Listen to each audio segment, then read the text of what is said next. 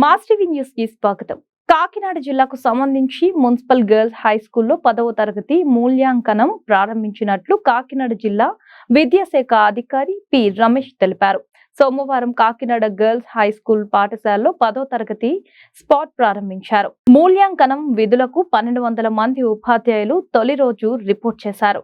Assistant examiner, chief ఎగ్జామినర్లకు వారికి కేటాయించిన విభాగాలు వారీగా మూల్యాంకనం కోసమని జవాబు పత్రాలను అందించడం జరిగిందన్నారు. ఎండలు తీవ్రత దృష్టిలో ఉంచుకొని పాఠశాల ప్రాంగణంలో టెంట్లు ఏర్పాటుతో పాటు మినరల్ వాటర్ సౌకర్యం కల్పించడం జరిగిందన్నారు. ప్రత్యేక వైద్య శిబిరం ఏర్పాటు చేశారు. నిబంధనల మేరకు ప్రతిరోజు 40 జవాబుల పత్రాలను మూల్యాంకనం చేయాలన్నారు. సకాలంలో మూల్యాంకనం ప్రక్రియ పూర్తి చేసేందుకు మరో 90 మంది ఉపాధ్యాయులు నియమించినట్లు చెప్పారు. కాకినాడ జిల్లాకు సంబంధించి 1.90 లక్షల పేపర్లను ఉపాధ్యాయులు మూల్యాంకనం చేయాలన్నారు.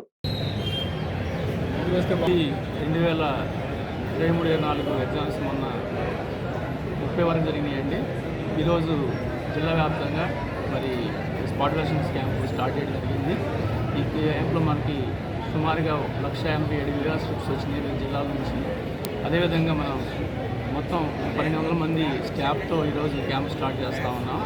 ఈ క్యాంప్ ఈ రోజు నుంచి 8 వరకు జరుగుతుంది. ఈ క్యాంపులోకి వచ్చినటువంటి ఉపాధ్యాయులందరూ కూడా సమయపాలన పాటించాలి. అదేవిధంగా ఎవరు కూడా సెల్ ఫోన్స్తో వినియోగించకూడదు.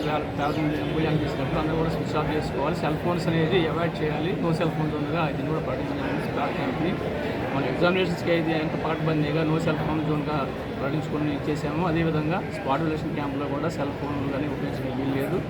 సమయపాలన పాటిస్తూ ఉపాధ్యాయులందరూ కూడా సకాలంలో 8 కల్లా వచ్చేసి వాళ్ళ సీట్లో కూర్చొని చక్కగా వాల్యుయేషన్ చేసుకోవాలని చెప్పేసి కోరుతున్నాను. ఈ స్పాట్ వాల్యుయేషన్ 8వ తారీఖుతో ముగుస్తుందని తెలియజేస్తున్నాను.